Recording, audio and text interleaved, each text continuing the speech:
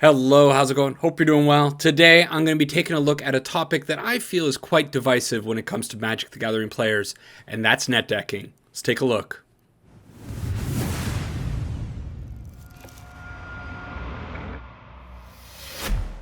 Alright, now before I get into all of that, there are a few things I need to talk about. First and foremost, I want to say thank you to all of my subscribers, both old and new. Finally hit that 400 milestone. It's super great, but I think I owe everyone an apology. My content has not been very consistent lately. Before the new year, I was putting out 3 videos a week, and since then, things have been a little iffy. So, sorry about that. One of the reasons, of course, is that Magic just really isn't feeling all that great to me right now. I feel like a lot of people are in that same boat. I've talked about it before. I don't want to talk about it too much more.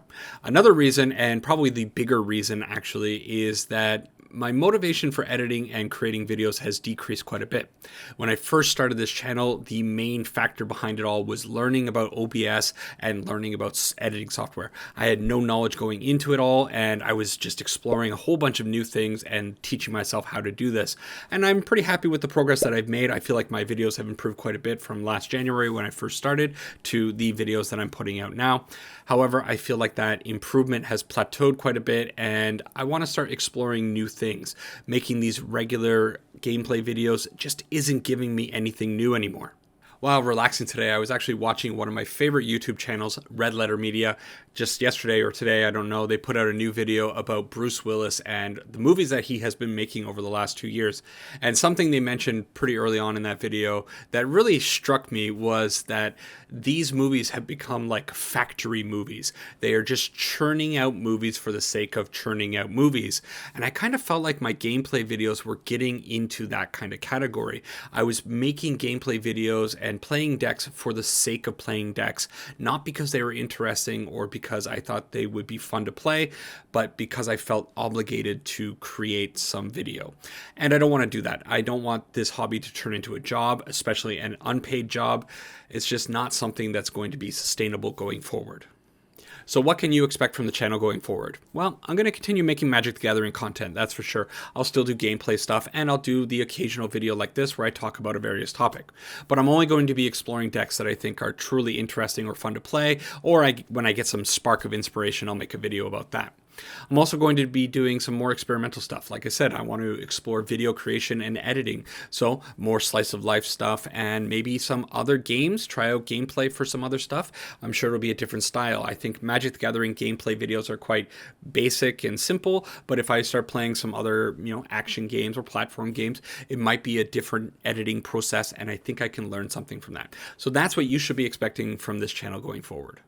Alright, with that stuff aside, I can finally talk about the main topic, net decking.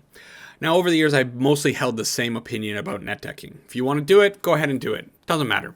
In fact, I would say about 80% of the decks that I play on Magic Arena are directly copied from some website. I've always compared net decking with cooking. If I have a bunch of ingredients, I could put those ingredients together and create an okay meal. Something certainly edible. However, if I want to create a great dinner, I probably need a good recipe by a chef that has a lot more knowledge about cooking than I do, and I can take those ingredients, then put those two things together and create a wonderful meal. Same thing with net decking. I can take somebody's deck that has been tested and tried with many resources and my basic understanding of the game of Magic, put those two things together, and I can be relatively competitive with those two things. However, recently I saw a video on YouTube by actually a photography channel, not even a Magic the Gathering channel, and the creator said something in his video that really got me thinking about this situation and maybe changed my perspective on things. I got into photography, like a lot of people, because I wanted a creative outlet. I can't sing, I can't dance, I can't write, I can't draw, I can't paint.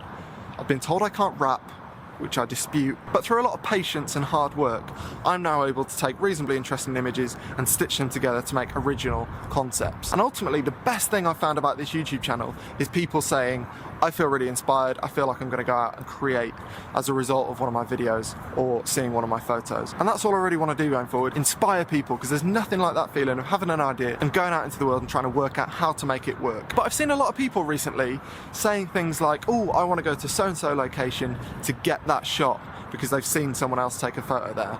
And they'll go and get exactly the same photo, and then they'll get home and they'll edit it using presets that they've bought from another photographer. And I end up thinking to myself, that photo ain't yours. I just think that if you're buying people's presets, You're buying a shortcut that takes you out of the creative process. The biggest takeaway from that clip for me was certainly the idea that we are removing ourselves from the creative process when we use these presets when editing photographs.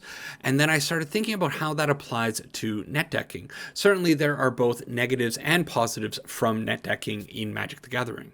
On the positive side, I think the two biggest benefits are receiving a reliable competitive deck while minimizing the amount of risk that you are taking when crafting a deck on Magic Arena using wildcards. On the negative side, we are losing out on the chance to understand why certain cards were included in the deck while others were left out. We are also losing out on the chance to make something from our own creativity. Certain pet cards that you absolutely love to play with might be omitted from certain meta decks simply because they just don't make the cut. If you build the deck on your own, you can force that card into your deck and you'll love seeing it every time you draw it. Most importantly, by netdecking, we are also losing out on a huge part of Magic. Playing is only one aspect of the game. Taking the time to sit down and craft a deck is a whole different part of the game that will certainly contribute to the overall longevity of your Magic the Gathering experience.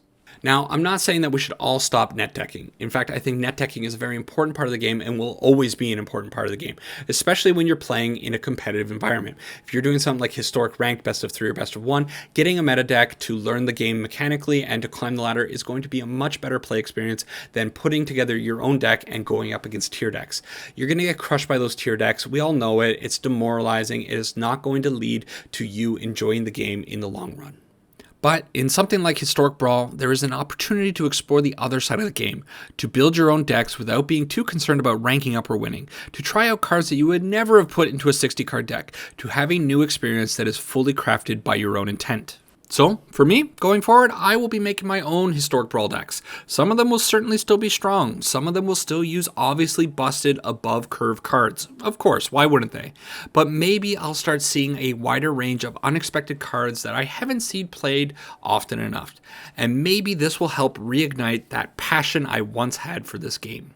Alright, so for me, I'm starting out fresh with Historic Brawl. I think the first deck I'm going to make is a Tajik deck. One of my friends was asking about that a few weeks ago. Anyways, that's it for this video. Please let me know what you think about netdecking and what your experience has been with it. Do you think we'll all have better Magic experiences if we start making our own Brawl decks? I don't know. Let me know down in the comments. Take care for now and have yourself a great week. Bye-bye.